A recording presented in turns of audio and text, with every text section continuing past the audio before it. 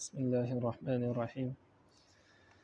الحمد للہ رب العالمین والصلاة والسلام علی رسول خیر خلقہ محمد وعلی آلہ وصحبہ اجمعین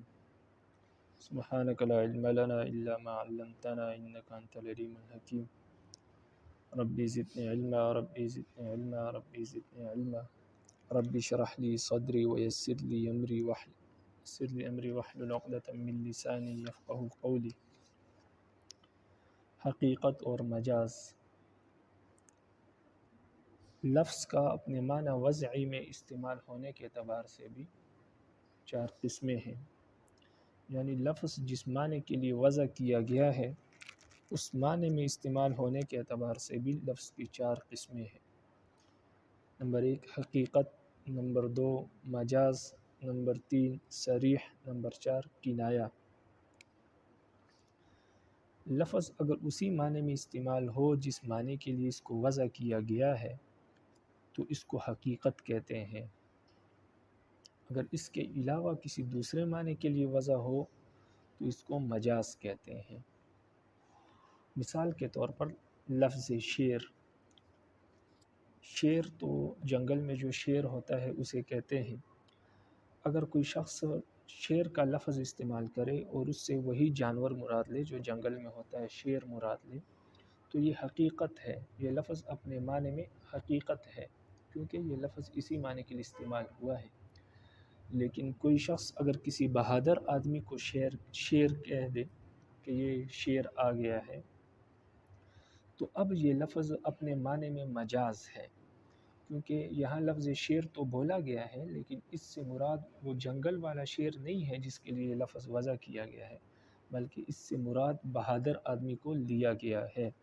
تو لہٰذا اب یہ لفظ شیر اپنے اس معنی میں مجاز ہے۔ تو اس وقت ہم کہیں گے کہ اگر لفظ شیر کہے اور اس سے جنگل والا شیر مراد لے تو ایسی صورت میں لفظ اپنے حقیقی معنی میں استعمال ہوا ہے، تو ایسی صورت میں اس لفظ کو حقیقت کہیں گے۔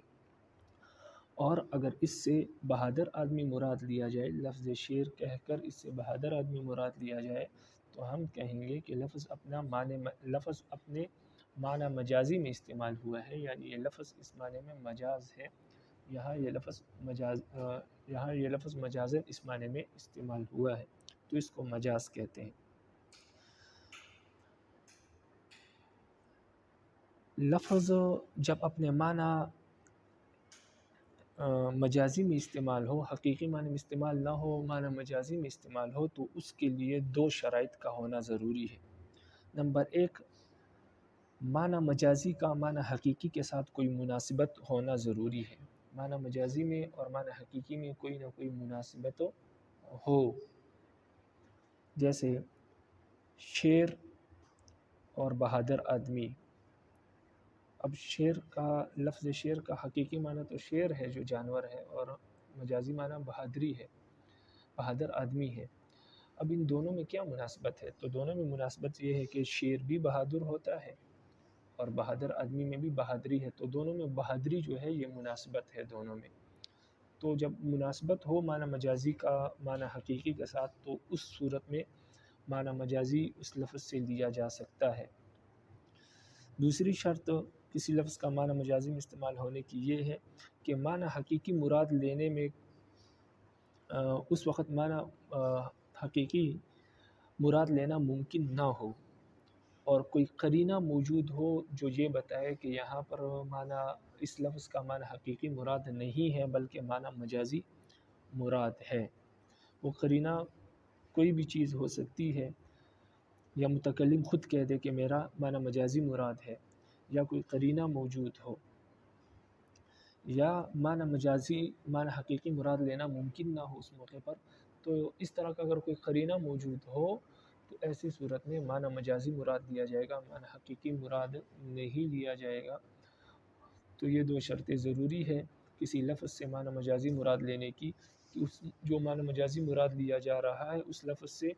اس معنی مجازی کا اس لفظ کے معنی حقیقی کے ساتھ کوئی مناسبت ہو، اور نمبر 2 کوئی قرینہ موجود ہو جو یہ بتائے کہ یہاں پر معنی مجازی مراد ہے، معنی حقیقی مراد نہیں ہے، اور یا اسی طرح معنی حقیقی مراد لینا ممکن نہ ہو اس وقت، تو ایسی صورت میں معنی مجازی مراد لیا جا سکتا ہے، لیکن اگر ان دو شرائط میں سے کوئی ایک شرط موجود نہ ہو تو ایسی صورت میں لفظ سے معنی مجازی مراد لینا جائز نہیں ہوگا، بلکہ اس وقت لفظ کا معنی حقیقی معنی ہی مراد ہوگا، معنی مجازی مراد لینا اس سے درست نہیں۔ جیسے ہم نے پہلے بھی مثال دی کہ لفظ شیر، اب لفظ شیر جب ہم کہتے ہیں تو اس سے جانور مراد ہوتا ہے، یہ اس کا معنی حقیقی ہے جو جنگل میں جانور ہے، شیر جس کو کہتے ہیں، لیکن اگر اس سے بہادر آدمی مراد لے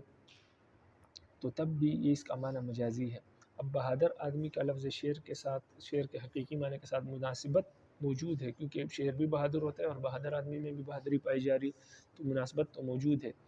اسی طرح جب کوئی شخص کسی شخص کی طرف اشارہ کر کے کہے کہ شیر آ گیا ہے تو اس وقت اس لفظ کا معنی مجازی ہی مراد ہوگا، معنی حقیقی مراد نہیں ہو سکتا، کیونکہ جس شخص کی طرف اس نے اشارہ کیا ہے اور کہا ہے کہ شیر آ گیا ہے وہ حقیقت میں انسان ہے، شیر نہیں ہے، تو لہٰذا اب یہاں پر اس صورت میں جب انسان کی طرف اشارہ کر کے لفظ شیر کہا جائے تو اس صورت میں اب معنی حقیقی مراد لینا ممکن نہیں ہے، اور یہ قرینہ موجود ہے کہ یہاں پر حقیقی معنی اس لفظ کا مراد نہیں ہے بلکہ مجازی معنی مراد ہے، تو لہٰذا ایک تو قرینہ موجود ہے اور دوسرا کیا ہے کہ اس لفظ کا اس معنی مجازی کا معنی حقیقی کے ساتھ مناسبت بھی ہے، تو جب دونوں شرائط پائی گئی تو ہم کہیں گے کہ یہاں پر لفظ سے معنی مجازی مراد ہے، معنی حقیقی مراد نہیں ہے۔ اسی طرح کسی آدمی کی بات چل رہی ہو اور کوئی بیچ میں کہہ دے کہ وہ تو شیر ہے تو اس کا بھی یہی مطلب ہوگا، کیونکہ یہاں پر بھی دونوں شرائط پائی جا رہی ہے، معنی کا مناسبت بھی ہے حقیقی معنی کے ساتھ، اور دوسرا انسان کی بات ہو رہی ہے تو حقیقی معنی مراد لینا ممکن ہی نہیں ہے، تو یہ قرینہ موجود ہے کہ انسان کی بات ہو رہی ہے تو لہٰذا یہاں پر حقیقی معنی مراد نہیں ہے بلکہ یہ مجازی معنی میں ہے، جو کہنے والے کا مطلب یہ ہے کہ وہ شخص بہت بہادر ہے، یہ مطلب نہیں ہے کہ وہ حقیقت میں شیر ہے، جانور ہے، مطلب یہ ہے کہ وہ بہادر ہے۔ تو یہ ہوتا ہے لفظ کا حقیقی اور مجازی معنی، تو لفظ کبھی اپنے معنی حقیقی میں استعمال ہوتا ہے اور کبھی اپنے معنی مجازی میں استعمال ہوتا ہے، لیکن معنی مجازی میں استعمال ہونے کے لیے دو شرائط ہے جو آپ کو بتا دی۔ تو لفظ اگر معنی حقیقی میں استعمال ہو اس کو حقیقت کہتے ہیں، لفظ جس معنی کے لیے وضع کیا گیا ہے اگر اس معنی میں استعمال ہو تو اس کو حقیقت کہتے ہیں، اور اگر اس کے مناسب کسی دوسرے معنی میں استعمال ہو لیکن اس معنی کے لیے اس لفظ کو وضع نہ کیا گیا ہو تو اس معنی میں استعمال ہونے کے اعتبار سے اس لفظ کو مجاز کہتے ہیں۔ اب آگے فرماتے ہیں کہ حقیقت کی 4 قسمیں ہیں۔ حقیقت لغوی، حقیقت لغوی اس کو کہتے ہیں کہ اہل لغت نے کوئی لفظ کسی معنی کے لیے وضع کیا گیا ہو، تو اگر لفظ اس معنی میں استعمال ہو جس معنی کے لیے اہل لغت نے اس کو وضع کیا ہے تو اس وقت اس لفظ کو حقیقت لغوی کہیں گے۔ جیسے ارض کو لغت والوں نے، اہل عرب نے زمین کے لیے وضع کیا ہے، تو اگر لفظ ارض زمین کے معنی میں استعمال ہو، اس سے مراد زمین ہو، تو ایسی صورت میں ہم کہیں گے کہ یہ حقیقت ہے اپنے معنی میں لیکن حقیقت لغوی ہے، اہل لغت نے اس کو وضع کیا ہے۔ اسی طرح لفظ سما کہتے ہیں آسمان کو، تو اہل لغت نے لفظ سما کو آسمان کے لیے وضع کیا ہے۔ اگر یہاں قرآن و حدیث میں لفظ سما آسمان کے لیے استعمال ہوا ہے تو اس وقت ہم کہیں گے کہ یہاں پر لفظ سما اپنے حقیقی معنی میں استعمال ہے، حقیقت ہے، لیکن حقیقت لغوی ہے کہ اہل لغت نے اس کو لفظ سما کو آسمان کے لیے وضع کیا ہے۔ تو ما بین السماوات والارض، قرآن میں جہاں بھی زمین و آسمان کا ذکر ہے تو ارض اور سما اس کے لیے استعمال ہوا ہے، تو یہاں پر یہ لفظ اپنے حقیقی معنی میں استعمال ہے، حقیقت ہے، لیکن حقیقت کے ساتھ یہ حقیقت لغوی ہے کیونکہ اہل لغت نے اس کو اس طرح وضع کیا ہے۔ نمبر 2، دوسری قسم حقیقت کی حقیقت شرعی ہے کہ شریعت نے کوئی لفظ کسی معنی کے لیے وضع کیا ہو، تو اگر وہ لفظ اسی معنی میں استعمال ہو جس معنی کے لیے شریعت نے اس کو وضع کیا ہے تو اس وقت ہم اس کو کہیں گے کہ یہ حقیقت شرعی ہے۔ جیسے لفظ صلاح یعنی نماز، لفظ صلاح کو شریعت نے نماز کے لیے وضع کیا ہے، جو ہم نماز پڑھتے ہیں، ارکان ادا کرتے ہیں، تو اس کے لیے شریعت نے لفظ صلاح کو وضع کیا ہے۔ جہاں پر بھی قرآن حدیث میں لفظ صلاح ہو اور اس سے مراد نماز ہو تو اس وقت ہم کہیں گے کہ یہ لفظ اپنے معنی میں حقیقت ہے، لیکن حقیقت شرعی ہے۔ اہل لغت نے لفظ صلاح کو نماز کے لیے وضع نہیں کیا ہے، بلکہ اہل شریعت نے وضع کیا ہے، کیونکہ اہل لغت نے لفظ صلاح کو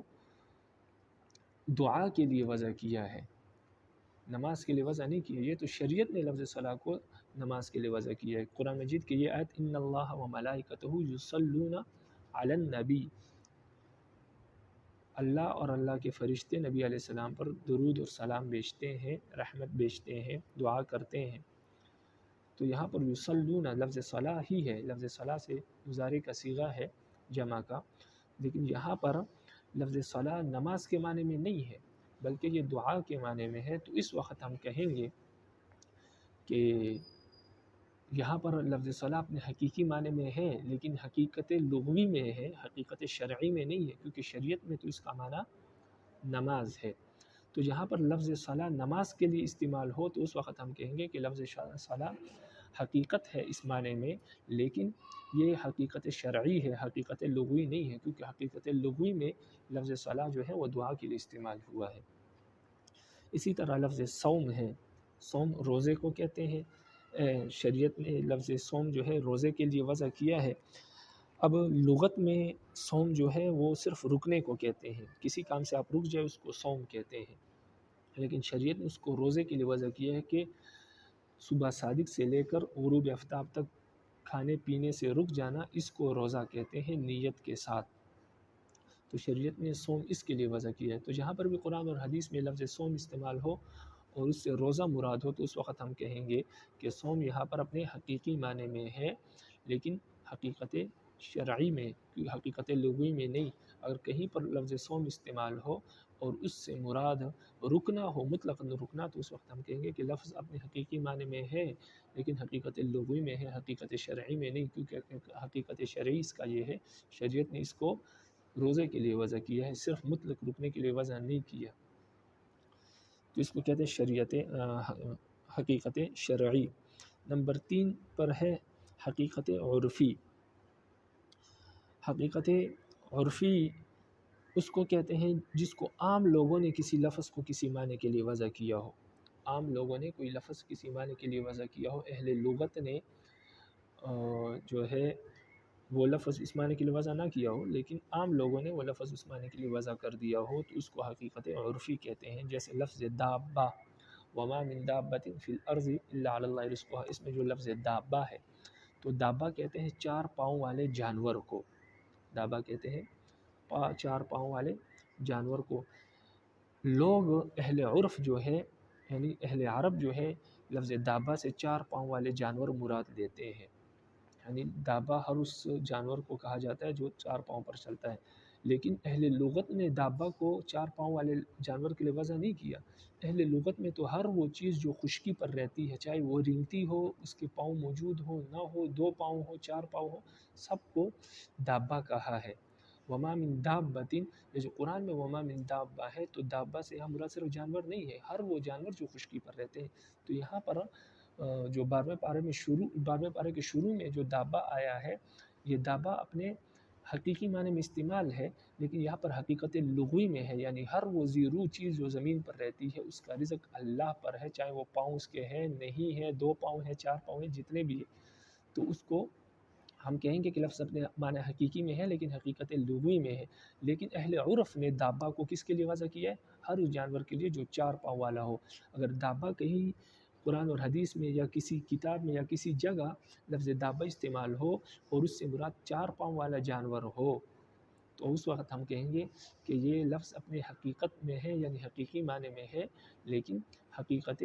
عرفی میں ہے، حقیقت لغوی میں نہیں ہے، تو اس کو کہتے ہیں حقیقت عرفی۔ یعنی یہ اہل عرف جو ہے دابہ کو 4 پاؤں والے جانور کے لیے استعمال کرتے ہیں، وگرنہ لغت میں 4 پاؤں والے جانور کو استعمال نہیں ہوا ہے۔ اسی طرح چوتھی قسم جو ہے حقیقت کی وہ حقیقت اصطلاحی ہے۔ حقیقت اصطلاحی اس کو کہتے ہیں کہ کسی خاص گروہ نے کوئی لفظ کسی معنی کے لیے وضع کیا ہو تو اس کو حقیقت اصطلاحی کہتے ہیں۔ جیسے لفظ فرض ہے، مندوب ہے۔ تو فرض جو ہے یہ فقہا نے اس کام کے لیے وضع کیا ہے جو کام انسان پر ضروری ہو اور اس کے نہ کرنے سے انسان گناہ گار ہو اور اس کا منکر کافر ہو، تو اس کو فقہا فرض کہتے ہیں۔ وگرنہ فرض کا اپنا حقیقی معنی یا لغوی معنی یہ نہیں ہے۔ فرض کا لغوی معنی تو ہے ضروری، جو چیز ضروری ہے یا حصہ، اس کو فرض کہتے ہیں۔ لیکن جہاں پر فرض بولا جائے اور اس سے کوئی ایسا کام مراد لیا جائے، جیسے نماز فرض ہے ہم کہتے ہیں، تو اس کا مطلب یہ ہوتا ہے کہ نماز کا نہ پڑھنا، نماز کا پڑھنا انسان پر ضروری ہے، نہ پڑھیں گے گناہ گار ہوگا اور اس کا انکار کریں گے تو کافر ہو جائے گا۔ اگر یہ معنی فرض سے مراد لیا جائے تو اس وقت ہم کہیں گے کہ فرض اپنے حقیقی معنی میں استعمال ہوا ہے، لیکن حقیقت اصطلاحی میں، ورنہ حقیقت لغوی اس کا یہ نہیں ہے۔ لغت میں یہ فرض کسی اور معنی کے استعمال ہوا ہے۔ اسی طرح مندوب ہے، یعنی مستحب، مستحب اس کو کہتے ہیں۔ مستحب کی پھر بہت ساری قسمیں ہیں۔ مستحب اس کو کہتے ہیں جس کا کرنا انسان پر ضروری تو نہ ہو، لیکن اگر بلا عذر اس کو چھوڑے تو گناہ گار ہو اور اس کا منکر کافر نہیں ہوتا۔ تو یہ بھی فقہا اصطلاحی میں، ورنہ مندوب کا اپنا معنی یہ نہیں۔ اسی طرح نحویوں نے کلمے کو وضع کیا ہے کہ کلمہ اس لفظ کو کہتے ہیں الکلمۃ وضع لمعنی مفرد۔ کلمہ اس لفظ کو کہتے ہیں جو ایک لفظ ہو اور ایک ہی معنی کے لیے وضع ہو، اس کو کلمہ کہتے ہیں۔ لیکن کلمے کا اپنا یہ معنی نہیں ہے، کلمے کا اپنا یہ معنی نہیں ہے۔ بعض جگہ تو کلمے کا معنی ہے زخمی کرنا لغت میں، اور کلمے کا معنی ہے بات کو کلمہ کہتے ہیں، بات چیت کو کلمہ کہتے ہیں۔ تو کہیں پر اگر لفظ کلمہ اس معنی میں استعمال ہو جہاں جس معنی میں نحوی استعمال کرتے ہیں کہ ایک لفظ مفرد معنی کے لیے وضع ہو، تو ایسی صورت میں ہم کہیں گے کہ لفظ کلمہ جو ہے اپنے حقیقی معنی میں استعمال ہوا ہے، لیکن حقیقت اصطلاحی میں، یعنی نحویوں کے ہاں اس کی یہ اصطلاح ہے۔ لیکن اگر کلمہ استعمال ہو اور اس سے مراد بات چیت ہو یا زخمی کرنا ہو، تو اس وقت ہم کہیں گے کہ لفظ کلمہ اپنے حقیقی معنی میں استعمال ہے، لیکن حقیقت لغوی میں ہے، حقیقت اصطلاحی میں نہیں ہے۔ تو یہ حقیقت کی 4 قسمیں ہیں کہ اہل لغت نے اگر کوئی لفظ کسی معنی کے لیے وضع کیا ہو تو اس کو حقیقت لغوی کہتے ہیں، اور اسی طرح اگر شریعت نے کوئی لفظ کسی معنی کے لیے وضع کیا ہو تو اس کو حقیقت شرعی کہیں گے، اور اگر اہل عرف نے کوئی لفظ کسی معنی کے لیے استعمال کیا ہو، وضع کیا ہو، تو اس کو حقیقت عرفی کہیں گے۔ اور اگر اصطلاح نے بعض خاص گروہ نے کوئی لفظ کسی خاص معنی کے لیے وضع کیا ہو تو اس وقت ہم کہیں گے کہ اس لفظ کا اصطلاحی، اس کو حقیقت اصطلاحی کہتے ہیں۔ اسی لیے جب آپ کوئی کتاب پڑھتے ہیں عربی کی، وہاں پر جب آپ کسی چیز کا معنی کرتے ہیں تو کسی بھی باب کا، کتاب الصوم وغیرہ کا، مثال کے طور پر کتاب الصوم ہے تو آپ کہتے ہیں کتاب الصوم، صوم کا لغوی معنی یہ ہے، صوم کا لغوی معنی یہ ہے یعنی رکنا ہے، اور حقیقی معنی اس کا یہ ہے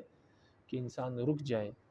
صبح صادق سے لے کر غروب آفتاب تک کھانے پینے اور ہر چیز سے، اس کو اصطلاح میں صوم کہتے ہیں۔ تو مطلب یہ ہوتا ہے کہ لغوی معنی یہ ہے، یعنی حقیقت لغوی اس کا یہ ہے اور حقیقت اصطلاحی اس کا یہ ہے، یعنی لغت نے یہ لفظ اس معنی کے لیے وضع کیا ہے، اور اہل اصطلاح نے، یعنی جو فن ہم پڑھ رہے ہیں اس فن والوں نے یہ لفظ اس معنی کے لیے استعمال کیا ہے، تو اس کو حقیقت اصطلاحی کہتے ہیں۔ تو ایک ہی لفظ کئی معنوں کے اعتبار سے حقیقت ہو سکتا ہے، لیکن اگر وہ لفظ حقیقت لغوی میں یا حقیقت لغوی، حقیقت شرعی اور حقیقت اصطلاحی میں استعمال نہ ہو، کسی دوسرے معنی میں استعمال ہو جو اس کے ہم مناسب ہو، تو ایسی صورت میں اس کو مجاز کہتے ہیں۔ ضروری نہیں ہے کہ ہر ایک لفظ کا حقیقت لغوی ہو، حقیقت شرعی ہو، حقیقت عرفی ہو یا حقیقت اصطلاحی ہو۔ اکثر الفاظ ایسے ہیں کہ وہ صرف حقیقت لغوی رکھتے ہیں، ان میں حقیقت شرعی یا حقیقت اصطلاحی یا حقیقت عرفی نہیں ہے۔ یہ چند الفاظ ایسے ہیں جن کا حقیقت لغوی بھی ہے اور حقیقت اصطلاحی بھی ہے، یا حقیقت لغوی بھی ہے اور حقیقت عرفی بھی ہے، یا حقیقت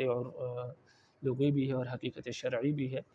تمام الفاظ ایسے نہیں ہیں، اکثر الفاظ ایسے ہی ہے کہ ان کا صرف حقیقت لغوی ہے، حقیقت اصطلاحی یا حقیقت شرعی یا حقیقت عرفی ان کا موجود نہیں ہے، صرف حقیقت لغوی ہی ان کا موجود ہے، یعنی صرف ان کا لغوی معنی موجود ہے۔ اگر اس معنی کے علاوہ کسی اور معنی میں استعمال کریں گے تو اس کو مجاز کہا جائے گا۔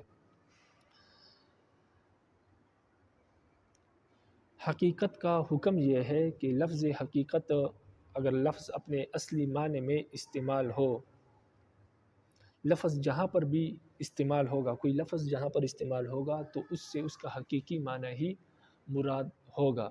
حقیقی معنی مراد لینے کے لیے کسی قرینے کی ضرورت نہیں ہے اور نہ متکلم کی نیت کی ضرورت ہے کہ میں نے اس لفظ سے یہ نیت کی ہے۔ ہاں، مجازی معنی مراد لینے کے لیے ضروری ہے، کسی لفظ سے معنی مجازی مراد لینے کے لیے ضروری ہے کہ اس سے وہ کیا کرے، کوئی قرینہ موجود ہو یا متکلم نیت کرے۔ مثال کے طور پر کوئی شخص اپنی بیوی کو کہے کہ آپ آزاد ہو، تو آزاد کا یہ معنی ہے کہ میری طرف سے آپ پر کوئی پابندی نہیں ہے، آپ آزاد ہیں۔ اور کوئی یہ معنی مراد لے تو اس کے لیے کسی نیت کی ضرورت نہیں ہے اور نہ کسی قرینے کی ضرورت ہے، اس لفظ کا یہی معنی ہے۔ لیکن لفظ آزاد کا ایک معنی طلاق بھی آتا ہے کنایتاً، اور کوئی کہے کہ تم آزاد ہو اور اس سے وہ معنی مجازی مراد لے یعنی طلاق مراد لے، تو اس کے لیے ضروری ہے کہ وہ نیت کرے، اور یا کوئی قرینہ موجود ہو، یعنی طلاق کا مذاکرہ چل رہا ہو، بیوی طلاق مانگ رہی ہو اور شوہر کہے کہ تم آزاد ہو، تو پھر طلاق ہوگی، کیونکہ قرینہ موجود ہے کہ یہاں پر معنی حقیقی مراد نہیں ہے، معنی مجازی مراد ہے۔ تو لفظ حقیقت کا حکم یہ ہے کہ لفظ جہاں پر بھی استعمال ہو تو حقیقی معنی مراد لینے کے لیے کسی قرینے کی یا متکلم کی نیت کی ضرورت نہیں، لیکن معنی مجازی مراد لینے کے لیے ضروری ہے کہ متکلم کی نیت ہو یا کوئی قرینہ موجود ہو جو یہ بتائے کہ یہاں پر لفظ حقیقی معنی میں نہیں ہے بلکہ مجازی معنی میں ہے۔ یہاں تک آپ کتاب کو دیکھیں، فرماتے ہیں حقیقت اور مجاز لفظ کو اپنے معنی میں استعمال کرنے کے اعتبار سے 4 قسمیں ہیں۔ نمبر 1 حقیقت، نمبر 2 مجاز، نمبر 3 صریح، نمبر 4 کنایہ۔ لفظ جس معنی کے لیے وضع کیا گیا ہے اس معنی میں استعمال ہو تو یہ حقیقت ہے۔ واضح کے اختلاف کے اعتبار سے حقیقت کی بھی 4 قسمیں ہیں۔ نمبر 1 لغوی، نمبر 2 شرعی، نمبر 3 عرفی، نمبر 4 اصطلاحی۔ اہل زبان کی وضع کے مطابق لفظ استعمال ہو تو حقیقت لغوی ہے، جیسے عرض کے معنی زمین کے ہیں اور سما کے معنی آسمان کے۔ شریعت کی وضع کے مطابق استعمال ہو تو حقیقت شرعی ہے، جیسے صوم، صلاۃ۔ عام الناس کی وضع کے مطابق استعمال ہو تو حقیقت عرفی ہے، جیسے دابہ چوپائے کے لیے بولا جاتا ہے، یعنی 4 پیروں والے جانور کے لیے۔ کسی خاص فن یا مخصوص گروہ کسی وضع کے مطابق استعمال ہو کوئی لفظ تو حقیقت اصطلاحی ہے، جیسے فقہا کے یہاں فرض اور مندوب اور نحویوں کے یہاں کلمہ اور کلام۔ حقیقت کا حکم یہ ہے کہ کسی بھی لفظ سے اصلاً معنی یعنی حقیقی معنی مراد لینے کے لیے نہ اس کے لیے قرینے کی ضرورت ہوگی اور نہ متکلم کی نیت کی۔ اگر معنی حقیقی اور معنی مجازی میں تعارض آ جائے تو معنی حقیقی کو ترجیح حاصل ہوگی، اس لیے کہ لفظ اپنے معنی میں استعمال ہونا یہی اس کا یقینی ہے۔ جب تک اگر تعارض یہ آ جائے کہ شوہر کہے کہ نہیں میرا آزاد، میں نے لفظ آزاد بیوی کو کہا اور بیوی کہتی ہے کہ لفظ آزاد سے اس کی مراد یہ ہے کہ اس نے مجھے طلاق دی، اور شوہر کہتا ہے کہ نہیں میں نے لفظ آزاد سے یہ کہا کہ آپ پر کوئی پابندی نہیں ہے میری طرف سے، تو تعارض آ گیا دونوں باتوں میں۔ لیکن اب دیکھیں گے کہ آزاد کا اصل معنی کیا ہے، تو اصل معنی وہی ہے جو شوہر بتا رہا ہے، جو عورت دعویٰ کر رہی ہے وہ مجازی معنی ہے۔ تو دونوں باتوں میں جب تعارض آ جائے، کسی لفظ کے حقیقی معنی اور مجازی معنی میں تعارض آ جائے تو حقیقی معنی کو ترجیح ہوگی، یعنی شوہر جو کہہ رہا ہے اس کو ترجیح ہوگی، کیونکہ وہ حقیقی معنی ہے، لفظ کا حقیقی معنی مراد لینا یہ زیادہ بہتر ہے۔ مجازی معنی کے لیے تو نیت وغیرہ کی ضرورت ہے، وہ تو اصل نہیں ہے، وہ تو تب ہوگا جب معنی حقیقی مراد لینا ممکن نہ ہو، تو لہٰذا جہاں پر معنی حقیقی اور معنی مجازی میں تعارض آ جائے تو معنی حقیقی مراد لینا یہ اولا ہوگا، اسی کو ترجیح حاصل ہوگی۔ تو یہ بات کر رہے ہیں۔ آگے فرماتے ہیں مجاز وہ لفظ ہے جو اپنے معنی حقیقی میں استعمال نہ ہو بلکہ معنی حقیقی کے مناسب کوئی دوسرا معنی جو ہو اس میں استعمال ہو، اور آپ کو بتایا معنی مجازی میں استعمال ہونے کے لیے لفظ کے لیے 2 شرائط ہے۔ نمبر 1 معنی مجازی کا معنی حقیقی کے ساتھ مناسبت ہو، اور نمبر 2 کوئی قرینہ موجود ہو یا متکلم کی نیت ہو معنی مجازی مراد لینے کی اور معنی حقیقی مراد لینا ممکن نہ ہو، یعنی کوئی قرینہ موجود ہو، یا تو وہ قرینہ یہ ہو سکتا ہے کہ معنی مجازی مراد معنی حقیقی مراد لینا ممکن نہ ہو، یا کوئی اور قرینہ ہو سکتا ہے، یا یہ قرینہ یہ ہو سکتا ہے کہ متکلم نے بات کرنے والے نے یہ نیت کی ہے کہ معنی مجازی میرا مراد تھا، تو ان تمام صورتوں میں معنی مجازی مراد ہوگا، معنی حقیقی مراد نہیں ہوگا۔ جیسے قرآن مجید کی آیت ہے او لامستم النساء، سورہ نساء آیت نمبر 43، کہ جب تم اپنے عورتوں کو چھو اور او لامستم النساء فلم تجدوا ماء، اس کے بعد تم پانی نہ پاؤ تو فتیمموا صعیدا طیبا، تو پھر پاک مٹی سے تیمم کرو۔ اب لامستم کا تو اصل معنی یہ ہے کہ چھونا، تو اس آیت سے یہ معلوم ہو رہا ہے کہ چھونے سے وضو ٹوٹ جاتا ہے یا انسان پر غسل واجب ہو جاتا ہے، لیکن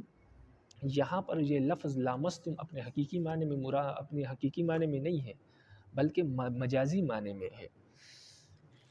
مجازی معنی اس کا جماع ہے، چھونے کو کنایتاً استعمال کیا ہے، مجازاً استعمال کیا ہے جماع کے معنی میں۔ مطلب یہ ہے کہ اگر تم اپنی عورتوں سے جماع کرو یعنی صحبت کرو اور اس کے بعد تم پانی نہ پاؤ تو ایسی صورت میں پھر تیمم کر لو اور غسل کی نیت کر لو، تیمم سے غسل کی نیت کر لو، یہ مطلب ہے۔ اب یہاں پر حقیقی معنی مراد لینا ممکن نہیں ہے، اس لیے کہ اگر حقیقی معنی مراد لیں گے تو یہ قرآن اور حدیث کے خلاف ہے، کیونکہ قرآن حدیث میں بہت سے احکامات اور بہت سی جگہ پر ایسا آیا ہے کہ عورت کو چھوا ہے لیکن اس سے وضو نہیں ٹوٹا۔ اس طرح حضرت عائشہ رضی اللہ تعالیٰ عنہ فرماتی ہیں کہ نبی علیہ السلام نماز پڑھا کرتے تھے اور میں ان کے سامنے لیٹ جایا کرتی تھی، رات کو جب تہجد پڑھتے تھے میرے پاؤں سیدھے ہوتے تھے، کمرہ چھوٹا تھا، جب نبی علیہ السلام سجدہ رکھتے تھے تو ان کے سر میرے پاؤں میں آتا تھا، اس لیے وہ میرے پاؤں پر ہاتھ رکھتے تو میں سمجھ جاتی کہ نبی علیہ السلام نے سجدہ رکھنا ہے، تو میں اپنے پاؤں سمیٹ لیتی تو نبی علیہ السلام سجدہ کر لیتے، جب نبی علیہ السلام سجدے سے فارغ ہو کر اٹھ جاتے پھر میں اپنے پاؤں پھیلا دیتی۔ تو اس حدیث سے معلوم ہوتا ہے کہ عورت کو چھونے سے وضو نہیں ٹوٹتا یا غسل واجب نہیں ہوتا، تو اس لیے یہ اس آیت کا حقیقی معنی مراد نہیں لے سکتے، کیونکہ حقیقی معنی مراد لیں گے تو یہ تو قرآن اور حدیث کے خلاف ہے، پھر یہ تمام حدیثیں جو نبی علیہ السلام سے منقول ہے تو پھر اس کا یہ مطلب ہوگا کہ نبی علیہ السلام کا وضو ٹوٹ گیا تھا، نبی علیہ السلام نماز پڑھ رہے تھے، تو اس لیے یہاں پر حقیقی معنی مراد لینا ممکن نہیں ہے۔ جب معنی حقیقی مراد لینا ممکن نہیں ہے تو معنی مجازی مراد لیا، کیونکہ جماع میں بھی چھونا ہوتا ہے اور چھونا اس میں بھی چھونا ہوتا ہے، ٹچ کرنا ہوتا ہے، تو اس لیے دونوں معنوں میں مناسبت ہے، اور دوسری شرط بھی پائی جا رہی ہے کہ معنی حقیقی مراد لینا ممکن نہیں ہے، قرینہ موجود ہے، تو لہٰذا دونوں شرائط جب پائی گئی تو ہم جو ہے یہاں سے معنی مجازی مراد لے لیا جو کہ ہے جماع، تو لہٰذا یہاں لامستم النساء میں سورہ نساء کی جو آیت ہے اس سے مراد جماع ہے، تو اب آیت کا مطلب یہ ہوا کہ تم اگر اپنی عورتوں سے جماع کر لو، صحبت کر لو اور اس کے بعد پانی نہ پاؤ تو پھر غسل کے لیے تم کیا کرو، تیمم کر لو، تیمم پر ہی گزارا کر لو، آپ کا غسل ہو جائے گا تیمم سے۔ تو یہاں پر ایک بات ہمیں یہ بات معلوم ہو گئی کہ معنی مجازی مراد لینے کے لیے ضروری ہے کہ کوئی نہ کوئی قرینہ موجود ہو، بغیر قرینے کے معنی مجازی مراد لینا درست نہیں ہے۔ اب یہ قرینہ کئی قسم کا ہوتا ہے، قرینہ مختلف قسم کا ہوتا ہے، بعض اوقات کلام کے اندر اس بات کے اندر، اس کلام کے اندر خود قرینہ موجود ہوتا ہے جو یہ بتا رہا ہوتا ہے کہ یہاں پر حقیقی معنی مراد نہیں ہے۔ جیسے سورہ اسراء آیت نمبر 24 میں ہے کہ رب العالمین فرماتے ہیں کہ وَخْفِضْ لَهُمَا جَنَاحَ الذُّلِّ، اپنے والدین کے سامنے ذلت کے پر بچھا دو، ذلت کے پر بچھا دو، تو وَخْفِضْ لَهُمَا والدین کے سامنے بچھا دو، جناح پروں کو، اب حقیقی معنی اس کا پر ہے لیکن آگے جو فرمایا کہ ذلت کے پر، تو ذلت کے پر نہیں ہوتے، یہ لفظ ذل جو ہے،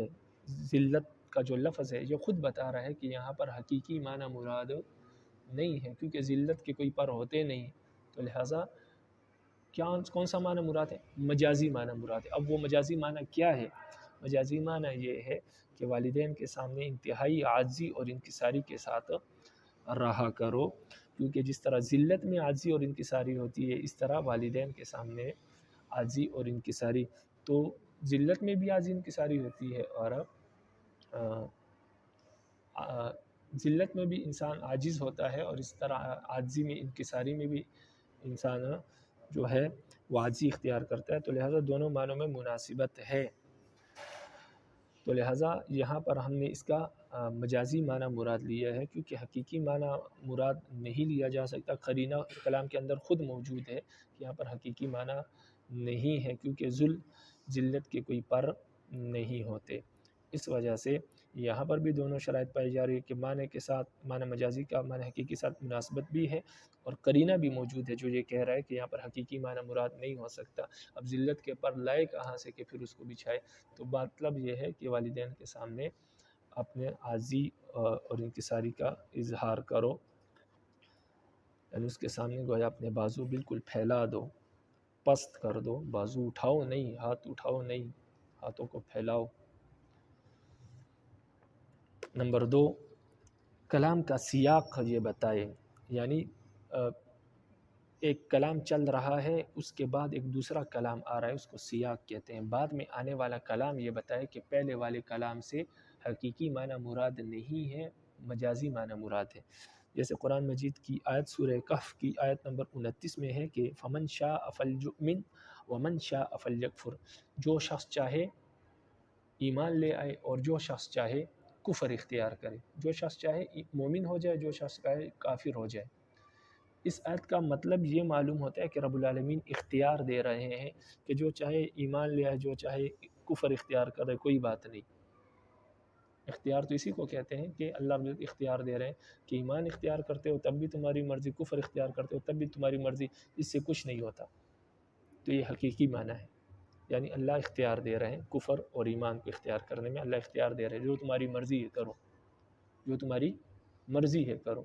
لیکن آگے فرمایا اِنَّا أَعْتَدْنَا لِلظَّالِمِينَ نَارًا، ہم نے ظالموں کے لیے جہنم تیار کر رکھی ہے۔ تو یہ جو بعد میں آنے والا کلام ہے اِنَّا أَعْتَدْنَا لِلظَّالِمِينَ نَارًا، اس نے بتا دیا کہ آیت کے پہلے جز سے اختیار مراد نہیں ہے کہ تمہاری مرضی ہے کفر اختیار کرو، تمہاری مرضی ہے ایمان اختیار کرو، کوئی بات نہیں، یہ مطلب نہیں، بلکہ بتایا کہ تم جو چاہے کرو، آخرت میں ہمارے پاس آنا ہے، پھر ہم دیکھیں گے، ہم نے آپ کے لیے آگ تیار کی ہے، اگر کفر اختیار کرو گے تو پھر آگ کے لیے بھی تیار ہو جاؤ۔ ابھی تو آپ کی مرضی ہے نا، ہم نے آپ کو اختیار دیا ہے، لیکن اگر اختیار کرو گے کفر کو، ایسی بات نہیں ہے کہ کفر اختیار کرو تو بعد میں کچھ بھی نہیں ہوگا، نہیں، کفر اختیار کرو گے تو آگ ہم نے آپ کے لیے تیار کی ہے۔ تو بعد میں آنے والے کلام نے یہ بتا دیا کہ نہیں، یہاں پر رب العالمین اختیار نہیں دے رہے مخاطب کو، بلکہ رب العالمین اس کو دھمکی دے رہے ہیں، اس کو ڈرا رہے ہیں کہ بیٹا چاہے تم نے ایمان اختیار کرنا ہے، کفر اختیار کرنا ہے، لیکن بعد میں آنا ہمارے پاس ہے اور ہم نے آپ کے لیے پھر آگ تیار رکھی ہے، اس بات کو ذہن میں رکھ کر کام کرنا ہے۔ جب یہ بات آپ کے ذہن میں ہوگی تو آپ خود کفر اختیار نہیں کریں گے، ایمان اختیار کریں گے۔ تو رب العزت ڈرا رہے ہیں، جس طرح ہم بچوں کو کہتے ہیں نا جاؤ بیٹا جو مرضی ہے کرو، لیکن اگر امتحانات میں فیل ہو گئے تو پھر تمہاری خیر نہیں۔ تو اس کا یہ مطلب نہیں ہوتا ہے کہ ہم اس کو اختیار دے رہے ہیں جو چاہے مرضی کرو، بلکہ ہم اس سے سمجھا رہے ہیں کہ بیٹا پڑھو، لیکن اگر نہیں پڑھو گے تو چاہو پھر جو کرنا ہے کرو، لیکن اگر فیل ہو گئے تو پھر تمہاری خیر نہیں ہے۔ یہ بات ہوتی ہے، اس کو ڈرانا مقصود ہوتا ہے، دھمکانا مقصود ہوتا ہے، اس کی اس بات کی اجازت دینی مقصود نہیں ہوتی کہ بیٹا نہ پڑھو۔ نمبر 3، کبھی کبھار معنی مجازی مراد لینے کے لیے قرینہ یہ ہوتا ہے کہ متکلم کی کیفیت اور حالت یہ بتا رہی ہوتی ہے کہ یہاں پر اس بات سے کیا مراد ہے، کیا مطلب ہے، اس کا مقصد کیا ہے، اس کی مراد کیا ہے۔ جیسے کوئی شوہر اپنے بیوی سے کہے کہ اگر تو گھر سے نکلی تو تجھے طلاق۔ اب اس لفظ کا معنی تو یہ ہے کہ تو کبھی بھی گھر سے نکلی نا تو تجھے طلاق ہے، تو کبھی بھی گھر سے نکلی تو تجھے طلاق، لیکن اس کی حالت یہ بتا رہی ہوتی ہے بولنے والے کی کہ ابھی وہ غصے میں ہے، تو اس کا مطلب یہ ہے کہ ابھی اگر آپ گھر سے نکلی اور میری بات آپ نے نہیں مانی تو آپ کو طلاق، باقی کل پرسوں اگر نکل گئی تو اس سے کوئی فرق نہیں پڑتا۔ تو حقیقی معنی تو یہ ہے کہ کبھی بھی آپ نکلی آپ کو طلاق، لیکن متکلم کی حالت اور کیفیت یہ بتا رہی ہے کہ اس نے حقیقی معنی مراد نہیں لیا، اس نے مجازی معنی مراد لیا، اور وہ اس کا غصہ ہے، اس کی کیفیت ہے جو یہ بتا رہا ہے کہ ابھی نہیں نکلنا، کیونکہ ابھی غصے کی حالت ہے۔ ہاں پھر بعد میں اگر نکلے تو الگ بات ہے، لیکن ابھی نہیں نکلنا۔ تو یعنی یہ یمین فی الفور ہے، اس نے جو قسم کھائی ہے کہ اگر نکلی تو تمہیں طلاق، یہ یمین فی الفور ہے کہ اگر ابھی بیوی نکلی گھر سے تو طلاق ہو جائے گی، یہ مجازی معنی ہے۔ لیکن اگر بعد میں کہیں نکلی، کہیں 1-2 دن بعد نکلی یا پھر بعد میں کہیں نکل گئی تو اس سے طلاق واقع نہیں ہوگی۔ تو لہٰذا یہاں پر بھی معنی مجازی مراد لینے کا جو قرینہ ہے وہ متکلم کی کیفیت ہے، بات کرنے والے کی کیفیت ہے۔ تو یہ 3 قرینے ہو گئے۔ چوتھا قرینہ عرف اور عادت ہے۔ لوگوں کی عادت، لوگوں کا جو رواج ہوتا ہے وہ بعض اوقات بتا دیتا ہے کہ یہاں پر متکلم کا جو ہے وہ حقیقی معنی مراد نہیں ہے اس لفظ کا، بلکہ مجازی معنی مراد ہے۔ جیسے کوئی شخص قسم کھائے کہ میں فلاں شخص کے گھر میں قدم نہیں رکھوں گا، اب اس کا یہ مطلب نہیں ہوتا کہ وہ قدم نہیں رکھے گا، اس کا مطلب یہ ہوتا ہے کہ میں اس گھر میں داخل نہیں ہوں گا۔ تو یہاں پر تو حقیقی معنی یہ ہے کہ اس گھر میں قدم نہیں رکھوں گا، قدم رکھوں گا تو قسم ٹوٹ جائے گی، لیکن اصل میں قدم رکھنے سے قسم نہیں ٹوٹے گی، اس لیے کہ یہ حقیقی معنی مراد نہیں ہے۔ یہاں پر مجازی معنی مراد ہے، یعنی اس گھر میں داخل نہیں ہوں گا۔ اگر وہ شخص اس گھر میں داخل نہ ہو، صرف قدم رکھے تو حانث نہیں ہوگا، لیکن اگر داخل ہو جائے تو حانث ہو جائے گا، کیونکہ یہاں عرف اور رواج یہ بتا رہا ہے۔ ہم عرف میں جو یہ لفظ استعمال کرتے ہیں اس سے ہماری یہی مراد ہوتی ہے کہ اس گھر میں قدم نہیں رکھوں گا کا ہمارا مطلب یہ ہوتا ہے ہمارے معاشرے میں، عرف میں، کہ اس گھر میں داخل نہیں ہوں گا۔ تو کبھی کبھار عرف بتاتی ہے کہ اس لفظ سے حقیقی معنی مراد نہیں ہے، مجازی معنی مراد ہے، تو کبھی کبھار عرف جو ہے وہ قرینہ ہوتا ہے معنی مجازی مراد لینے کے لیے۔ نمبر 5، کبھی کبھار محل کلام جو ہے، کلام کا جو محل ہوتا ہے وہ بتاتا ہے کہ یہاں پر جس سینیریو میں، جس انداز سے یہ کلام استعمال ہوا ہے، اس سے مراد جو ہے حقیقی معنی نہیں ہے، مجازی معنی مراد ہے۔ جیسے مثال کے طور پر قرآن مجید میں بات چل رہی ہے ان عورتوں کی جن عورتوں سے نکاح کرنا حرام ہے، تو ان عورتوں کی بات چلتے چلتے قرآن کہتے ہیں حرمت علیکم امہاتکم، آپ پر آپ کی مائیں حرام ہے۔ تو حقیقی معنی تو اس لفظ کا یہ ہے کہ آپ کی مائیں آپ پر حرام ہے، یعنی ان کو دیکھنا، ان سے بات کرنا، بات چیت کرنا، سب کچھ حرام، حقیقی معنی یہ ہے۔ لیکن یہاں بات نکاح کی چل رہی ہے، بات یہ چل رہی ہے کہ کن عورتوں سے نکاح کرنا حرام ہے، تو یہاں پر یہ محل کلام، کلام کا یہ تعلق جس جگہ پر یہ کلام آ رہا ہے، کلام کا سیاق سباق بتا رہا ہے کہ یہاں پر حقیقی معنی مراد نہیں ہے، مجازی معنی مراد ہے، اور مجازی معنی یہ ہے کہ ماؤں کے ساتھ نکاح کرنا جائز نہیں ہے، حرام ہے۔ تو محل کلام، کلام جس جگہ پر واقع ہے وہ جگہ بتا رہی ہے کہ یہاں پر حقیقی معنی مراد نہیں ہے، مجازی معنی مراد ہے۔ جیسے سورۃ نساء میں آیا ہے کہ سورۃ آیت نمبر 23 میں کہ حرمت علیکم امہاتکم، آپ پر آپ کی مائیں حرام ہے، یعنی آپ پر یہ حرام ہے کہ آپ اپنی ماؤں سے کیا کریں، نکاح کریں۔ تو یہ کچھ اہم قرائن تھے جن کی بنا پر معنی حقیقی کے بجائے معنی مجازی مراد لیا جاتا ہے۔ اب آگے حکم، جہاں معنی حقیقی مراد لینا ممکن نہ ہو یا متکلم خود کہتا ہو کہ میری مراد معنی مجازی ہے، یا کوئی اور قرینہ موجود ہو جس سے معلوم ہو کوئی متکلم کا یہاں پر مقصود معنی مجازی ہے، معنی حقیقی نہیں ہے، تو ایسی صورتوں میں لفظ سے معنی مجازی مراد لیا جائے گا، یہ حکم ہے۔ یعنی معنی مجازی کا، لفظ مجازی کا حکم یہ ہے کہ معنی مجازی تب مراد لیا جائے گا جب کوئی معنی حقیقی مراد لینا ممکن نہ ہو، یا خود متکلم کی نیت یہ ہو کہ متکلم نے معنی مجازی مراد لیا ہو، یا کوئی اور قرینہ موجود ہو جو یہ بتائے کہ متکلم کی مراد معنی مجازی نہیں ہے، معنی مجازی ہے، معنی حقیقی نہیں ہے۔ آگے ایک اور ضمنی بات کر رہے ہیں، وہ بات یہ ہے کہ ایک ہی لفظ سے ایک ہی وقت میں معنی حقیقی اور معنی مجازی دونوں مراد لینا یہ درست نہیں ہے۔ ایک ہی لفظ سے ایک ہی وقت میں معنی حقیقی اور معنی مجازی دونوں مراد لینا یہ درست نہیں ہے۔ جیسے قمر، چاند کو کہتے ہیں، اب قمر کا ایک معنی چاند ہے، جو اس کا حقیقی معنی چاند کو عربی میں قمر کہتے ہیں، اور خوبصورت آدمی کو بھی قمر کہتے ہیں۔ اب قمر کا حقیقی معنی چاند ہے اور مجازی معنی خوبصورت آدمی ہے، تو ایک ہی وقت میں اگر لفظ قمر بولا جائے اور کوئی کہے کہ میری مراد اس سے خوبصورت آدمی بھی ہے اور چاند بھی ہے، تو یہ جائز نہیں ہے۔ ایک ہی وقت میں ایک ہی لفظ سے معنی حقیقی اور معنی مجازی مراد لینا درست نہیں ہے۔ اسی طرح ایک ہی لفظ میں، ایک ہی وقت میں لفظ شعر سے شعر اور بہادر آدمی مراد لینا دونوں جائز نہیں ہے، کیونکہ ایک معنی حقیقی ہے، ایک معنی مجازی ہے، تو ایک ہی وقت میں ایک ہی لفظ سے معنی حقیقی اور معنی مجازی مراد لینا درست نہیں ہے۔ البتہ ایک صورت اس سے مستثنیٰ ہے جس کو عموم مجاز کہتے ہیں۔ عموم مجاز میں معنی اتنا مجازی معنی اتنا وسیع ہوتا ہے. معنی عموم مجاز اس مجازی معنی کو کہتے ہیں جس صورت میں معنی مجازی اتنا وسیع ہو کہ وہ معنی حقیقی اور معنی مجازی دونوں کو اپنے گھیرے میں لیتا ہو. معنی مجازی اتنا وسیع ہو کہ اس کے دائرے میں معنی حقیقی بھی آتا ہو. تو ایسی صورت میں ایک ہی لفظ سے ایک وقت میں معنی حقیقی اور مجازی دونوں مراد ہوتے ہیں. جیسے کوئی شخص کہے کہ مجھے قسم ہے کہ فلاں شخص کے گھر میں قدم نہیں رکھوں گا. اب اس کا معنی حقیقی تو یہ ہے کہ بغیر جوتوں کے میں فلاں شخص کے گھر میں قدم نہیں رکھوں گا، لیکن اس کا معنی مجازی یہ ہے کہ فلاں شخص کے گھر میں داخل نہیں ہوں گا.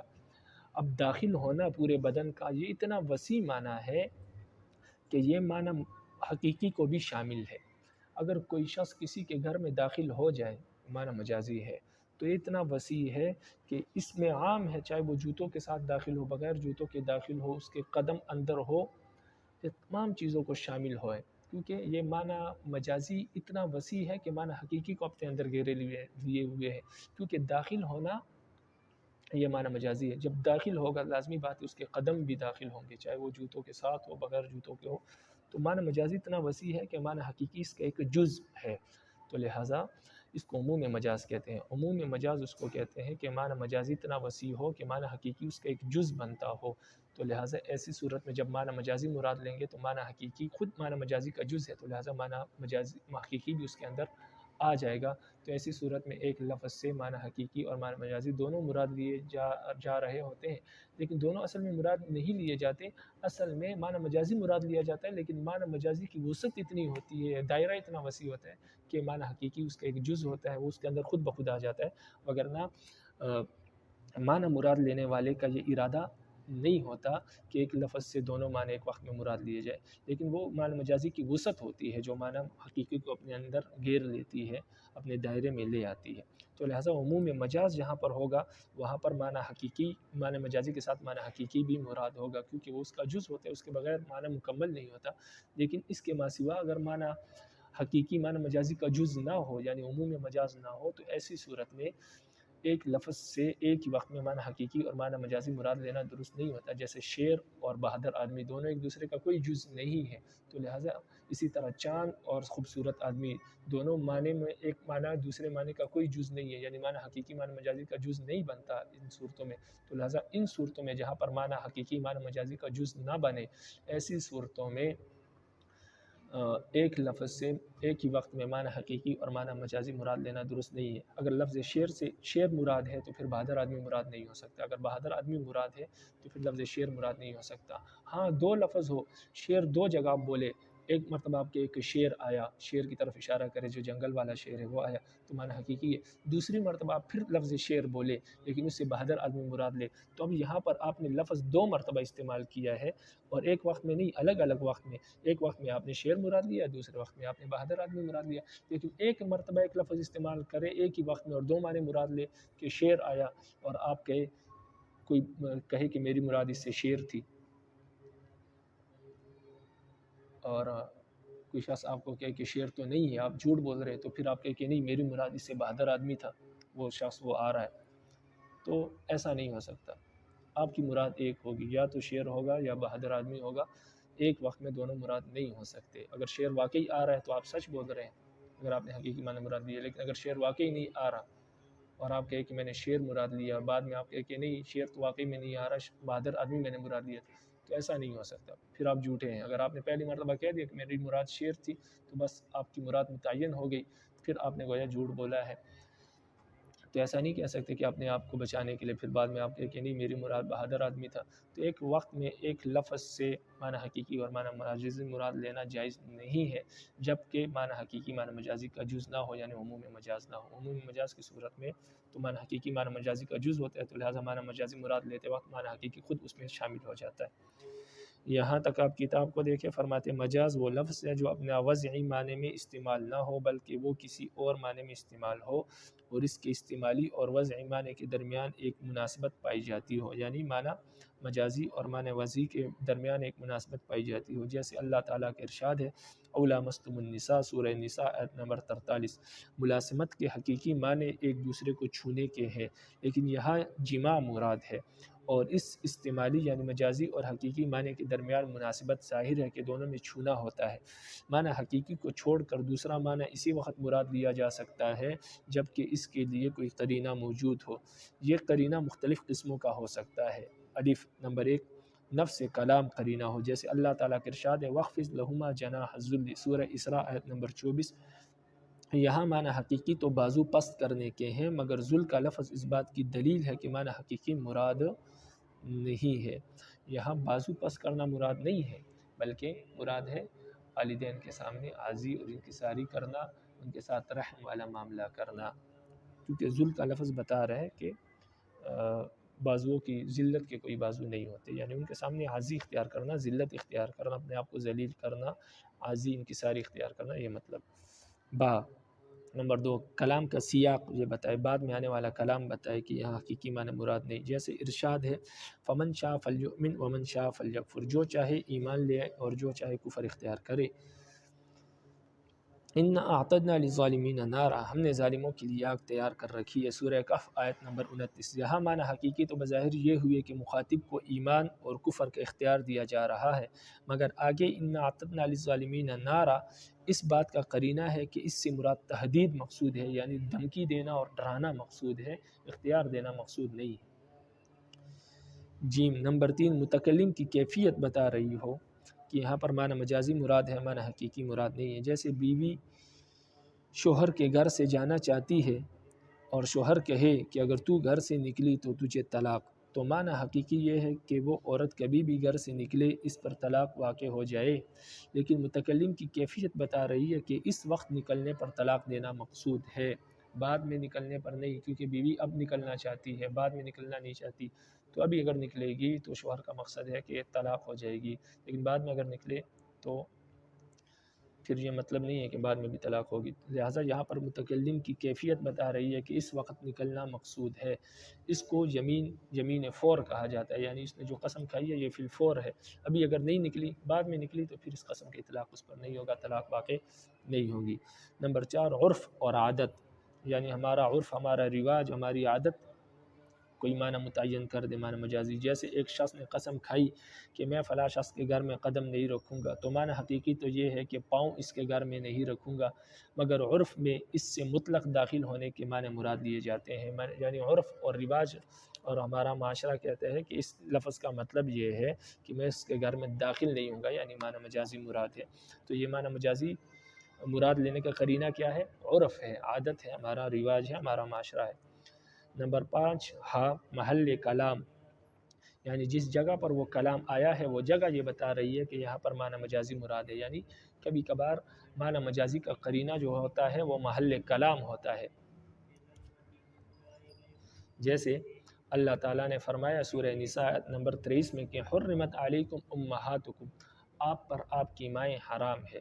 تو معنی حقیقی ماں کا حرام ہونا ہے، مگر مراد یہاں سے ماں سے نکاح کا حرام ہونا ہے، یعنی معنی مجازی ہے، کیونکہ یہ بات نکاح کی چل رہی ہے اور ان عورتوں کی چل رہی ہے جن سے نکاح کرنا حرام ہے۔ یہ کچھ اہم قرائن ہیں جن کی بنا پر معنی حقیقی کے بجائے معنی مجازی مراد لیا جاتا ہے۔ حکم، معنی مجازی کا حکم،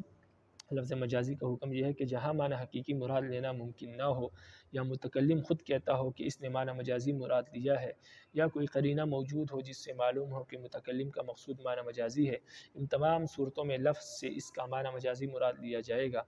ایک ہی لفظ سے بیک وقت حقیقی اور مجازی دونوں معنی مراد نہیں لیے جا سکتے، جیسے قمر کے معنی حقیقی چاند ہے اور معنی مجازی خوبصورت آدمی ہے۔ اب قمر سے بیک وقت ان دونوں معنوں کو مراد لینا درست نہ ہوگا، البتہ اس سے ایک صورت مستثنا ہے جس کو عموم مجاز کہتے ہیں۔ عموم مجاز یہ ہے کہ لفظ سے معنی مجازی ہی مراد لیا جائے، مگر اس معنی مجازی میں اتنا عموم ہو کہ معنی حقیقی بھی اس میں داخل ہو جائے، جیسے کوئی شخص کہے کہ میں تمہارے گھر میں قدم نہیں رکھوں گا، اس کے معنی حقیقی یہ ہے کہ بغیر جوتوں کے اور بغیر چپل کے پاؤں نہیں رکھوں گا، اور عموم مجاز یہ ہے کہ مطلق داخل ہونا مراد لیا جائے، چاہے ننگے پاؤں ہو، ننگے پاؤں ہو داخل ہو یا چپل پہن کر داخل ہو، دونوں مراد ہیں۔ تو یہ عموم اتنا ہے، اس میں وسعت اتنی ہے کہ معنی حقیقی کو بھی اپنے اندر سمیٹے ہوئے ہے۔ حقیقت کی قسمیں، چونکہ یہ بات معلوم ہو چکی ہے کہ مجازی معنی مراد لینا کسی لفظ سے تب ہی جائز ہے جب معنی حقیقی مراد نہ لیا جا سکے، یعنی معنی حقیقی مراد لینا ممکن نہ ہو تب معنی مجازی مراد لیا جائے گا، وگرنہ اصل یہ ہے کہ لفظ سے معنی حقیقی ہی مراد لیا جائے۔ اب اس اعتبار سے حقیقت کی 3 قسمیں ہیں کہ جب معنی حقیقی مراد لینا ممکن نہیں ہوتا تو اس اعتبار سے لفظ حقیقت کی 3 قسمیں ہیں۔ نمبر 1، حقیقت متعذرہ، ایسا حقیقی معنی جس معنی کا لینا متعذر ہو، مشکل ہو، ممکن نہ ہو۔ جیسے کوئی شخص کہے کہ آم کی درخت یا کسی اور درخت کی طرف اشارہ کر، مثال کے طور پر آم کے درخت کی طرف اشارہ کر کے کہے کہ میں یہ درخت نہیں کھاؤں گا، قسم کھا لے کہ اللہ کی قسم میں یہ درخت نہیں کھاؤں گا، تو اب اس کا حقیقی معنی تو یہ ہے کہ یہ شخص یہ درخت نہیں کھائے گا، اگر درخت کھائے گا تو حانث ہوگا، لیکن اب درخت کا کھانا تو بہت مشکل ہے، بہت مشقت ہے، اس میں بہت دشواری ہے، تو لہٰذا ہم کہیں گے کہ یہاں پر حقیقی معنی مراد لینا ممکن نہیں ہے۔ حقیقی معنی اگر مراد لیا جائے تو اس میں بہت زیادہ دشواری ہے اور بہت زیادہ مشقت ہے، اس لیے اس کا معنی مجازی مراد ہے، اور معنی مجازی یہ ہے کہ میں اس درخت کا پھل نہیں کھاؤں گا، تو لہٰذا اب وہ شخص حانث تو ہوگا، لیکن تب حانث ہوگا جب اس درخت کا پھل کھائے گا۔ اگر اس نے آم کھا لیا تو وہ حانث ہوگا، درخت مراد نہیں ہے، کیونکہ درخت مراد لینا اس میں متعذر ہے، درخت مراد لینا ممکن نہیں ہے، اس میں دشواری ہے اور بہت ایک ناممکن سی بات ہے۔ تو جہاں پر حقیقت متعذر ہو، یعنی حقیقی معنی مراد لینا ممکن نہ ہو، تو اس کی ایک صورت یہ ہے کہ حقیقت متعذرہ ہو، حقیقتی معنی مراد لینا ممکن نہ ہو بلکہ اس میں دشواری ہو، سختی ہو، تو اس وقت ہم لفظ کا مجازی معنی مراد لیں گے۔ جیسے یہاں پر اس مثال میں ہم نے کوئی شخص کہے کہ میں یہ درخت نہیں کھاؤں گا آم کا، تو اس کا حقیقی معنی مراد لینا تو ممکن نہیں ہے، متعذر ہے، دشوار ہے، اس لیے ہم اس کا مجازی معنی مراد لیں گے اور ہم کہیں گے کہ اس شخص کا مطلب یہ ہے کہ میں اس درخت کا پھل نہیں کھاؤں گا۔ اب اگر یہ شخص اس درخت کا پھل کھائے گا تو حانث ہو جائے گا، اس کی قسم ٹوٹ جائے گی۔ نمبر 2، حقیقت مہجورہ۔ حقیقت مہجورہ اس کو کہتے ہیں کہ لفظ کے حقیقی معنی پر عمل کرنا تو ممکن ہو لیکن عادتاً یا شرعاً، عادتاً مراد یعنی عرف نے اور رواج نے، معاشرے نے اس پر عمل کرنا چھوڑ دیا ہو، معاشرے میں اس لفظ کا وہ معنی مراد نہیں لیا جاتا ہو، یا شرعاً کا مطلب یہ ہے کہ شرعاً نے اس معنی وہ معنی مراد لینے سے منع کیا ہو، اس معنی پر عمل ممکن ہو لیکن شریعت نے اس سے منع کیا ہو۔ تو دونوں کی مثال یہ ہے، پہلے کی مثال یعنی عادتاً عرفاً وہ معنی مراد نہیں لیا جاتا، جیسے کہ کوئی شخص کہے کہ قسم ہے مجھے کہ میں فلاں شخص کے گھر میں قدم نہیں رکھوں گا۔ اب اس کا حقیقی معنی تو یہ ہے کہ وہاں پر پاؤں نہیں رکھوں گا، جسم میرا بار ہوگا، صرف پاؤں رکھوں گا، تب بھی صرف پاؤں بھی نہیں رکھوں گا، لیکن عرف کہتی ہے، معاشرہ کہتا ہے، لوگ کہتے ہیں کہ نہیں، اس لفظ کا، اس جملے کا اصل مطلب اور اصل مقصد یہ ہے کہ میں فلاں شخص کے گھر میں داخل نہیں ہوں گا، تو لہٰذا یہ کہنے والے کا، جو شخص یہ کہے کہ میں فلاں شخص کے گھر میں قدم نہیں رکھوں گا، اس کا مطلب یہ ہے کہ وہ کہہ رہا ہے کہ میں فلاں شخص کے گھر میں داخل نہیں ہوں گا، یہ عرف کہتی ہے، یہ معاشرہ کہتا ہے، وگرنہ حقیقی معنی پر بھی عمل کرنا ممکن ہے یہاں پر کہ جائے وہاں پر قدم نہیں رکھوں گا، صرف باقی جسم داخل کرے اور قدم نہ رکھے، تو ممکن ہے، لیکن چونکہ عرف نے اور رواج نے اور معاشرے نے اس کو چھوڑ دیا ہے، اس حقیقی معنی کو، اور وہ معنی مجازی پر عمل کرتی ہے، تو لہٰذا ہم بھی معنی مجازی مراد لیں گے، یعنی معنی مجازی پر عمل کرنا، معنی حقیقی پر عمل کرنا ممکن ہے، لیکن شریعت نے، عرف نے اس معنی مجازی پر عمل کرنے کو چھوڑ دیا ہے اور کہا ہے کہ اس پر عمل نہیں کیا جاتا، بلکہ جو شخص یہ لفظ استعمال کرتا ہے، یہ جملہ استعمال کرتا ہے، اس کا مطلب یہ ہوتا ہے کہ وہ یہ کہنا چاہتا ہے کہ میں فلاں شخص کے گھر میں داخل نہیں ہوں گا۔ یا اسی طرح بعض معنی ایسے ہیں کہ وہ استعمال اس پر عمل کرنا ممکن ہے، لیکن شریعت نے اس عمل سے منع کیا ہے کیونکہ وہ عمل ناجائز ہے۔ جیسے کوئی شخص کسی شخص کا کسی دوسرے شخص سے جھگڑا چل رہا ہو اور وہ کسی تیسرے شخص کو وکیل بالخصومت بنائے، یعنی بالخصومت کا مطلب ہے کہ جھگڑے کا وکیل بنائے، اور وہ کسی دوسرے شخص کو وکیل بنائے اور وکیل کو کہے کہ آپ میری طرف سے فلاں شخص کے ساتھ جھگڑا کریں، جیسے عدالتوں میں عام طور پر وکیل بنائے جاتے ہیں۔ تو اب وکیل بالخصومت کا تو حقیقی معنی یہ ہے جھگڑے کا کہ آپ اس کی تردید کریں، میرے مخالف کی تردید کریں۔ اب تردید کا مطلب یہ ہے کہ وہ اچھی بات کرے، صحیح بات کرے تب بھی تردید کرو، وہ اگر بری بات کرے تب بھی تردید کرو، وہ سچ بات کہے تب بھی تردید کرو، وہ جھوٹی بات کرے تب بھی تردید کرو۔ اب اصل معنی تو وکیل بالخصومت کا یہ ہے، لیکن شریعت نے اس سے منع کیا ہے۔ شریعت نے کہا کہ اگر اچھی بات کرے تو تردید نہیں کرنی، سچی بات کرے تو تردید نہیں کرنی، تو لہٰذا یہاں پر حقیقت پر عمل کرنا تو ممکن ہے، لیکن شریعت نے اس حقیقی معنی پر عمل کرنے کو ناجائز قرار دیا ہے۔ تو لہٰذا وکیل بالخصومت کا مطلب یہ ہوگا کہ جو کسی دوسرے شخص کو وکیل بالخصومت بنائے گا، جھگڑے کا وکیل بنائے گا، تو مطلب یہ ہوگا کہ آپ مطلق میری طرف سے وکیل ہے، اگر وہ اچھی بات کرے تو اس کو ماننا ہے، اگر وہ بری بات کرے یا جھوٹ کہے تو اس کی تردید کرنی، ناجائز بات کی تردید کرنی ہے اور جائز بات کو ماننا ہے، یہ مطلب ہوتا ہے۔ اب یہاں پر بھی حقیقی معنی پر عمل کرنا ممکن ہے کہ وہ ہر بات کی تردید کرے وکیل، لیکن شریعت نے منع کی ہے۔ تو لہٰذا یہاں پر بھی اگر کوئی شخص دوسرے کو وکیل بالخصومت بناتا ہے تو اس کا مطلب یہ نہیں ہوگا کہ وکیل ہر بات کی تردید کرے، یہ حقیقی معنی ہے، بلکہ مجازی معنی مراد ہوگا، اور مطلب یہ ہوگا کہ ناجائز اور جھوٹی بات کی کیا کرنی ہے، آپ نے تردید کرنی ہے۔ اس لیے یہ وکیل بالخصومت مطلق جواب پر محمول ہوگا کہ آپ نے میری طرف سے جواب دینا ہے، اور جواب اسی بات کا دیا جاتا ہے جو غلط ہو، جو ناجائز ہو۔ اگر بات جائز ہے ٹھیک ہے تو پھر جواب دینے کی ضرورت ہی نہیں۔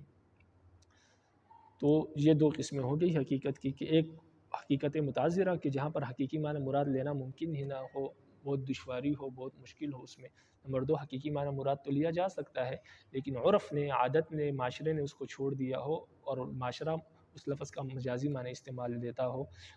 اور اسی طرح یا شریعت نے اس معنی سے منع کیا ہو حقیقی معنی سے۔ تو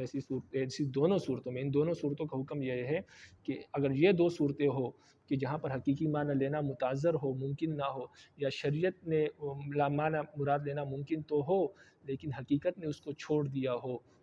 یا شریعت نے اس سے منع کیا ہو، یعنی معاشرے نے اس کو چھوڑ دیا ہو اس حقیقی معنی کو، یا شریعت نے اس حقیقی معنی سے منع کیا ہو، تو ان دونوں صورتوں کا حکم یہ ہے کہ ان دونوں صورتوں میں بالاتفاق معنی مجازی ہی مراد لیا جائے گا، معنی حقیقی مراد نہیں لیا جائے گا۔ یعنی حقیقت متعذرہ اور حقیقت مہجورہ کا حکم یہ ہے کہ وہاں پر معنی حقیقی کبھی بھی مراد نہیں لیا جائے گا، معنی مجازی ہی مراد لیا جائے گا اس لفظ سے، اور معنی مجازی کے مطابق ہی عمل کیا جائے گا۔ تو پہلی دو صورتوں کا، یعنی حقیقت متعذرہ اور حقیقت مہجورہ کا حکم یہ ہے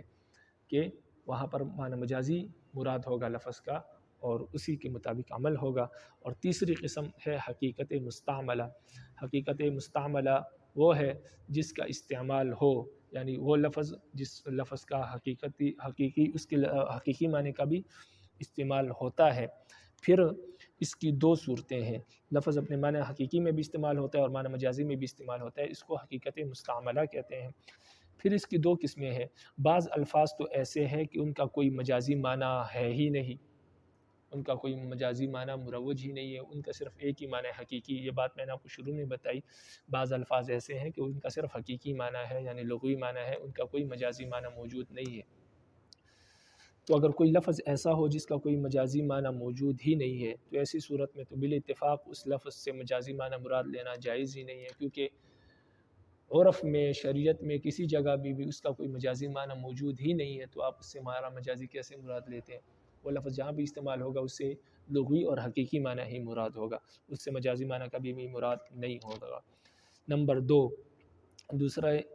اکثر الفاظ ایسے ہی ہے کہ جن کا کوئی معنی مجازی نہیں ہے، بعض الفاظ ایسے ہیں جن کا کوئی معنی مجازی ہے، تو لہٰذا جن الفاظ کا معنی مجازی ہے ہی نہیں تو وہ جہاں پر بھی استعمال ہوگے ان کا حقیقی معنی ہی مراد ہوگا۔ دوسری قسم حقیقت مستعملہ کی یہ ہے کہ لفظ کا معنی مجازی بھی ہو اور معنی حقیقی بھی ہو، کبھی معنی مجازی میں استعمال ہوتا ہو کبھی معنی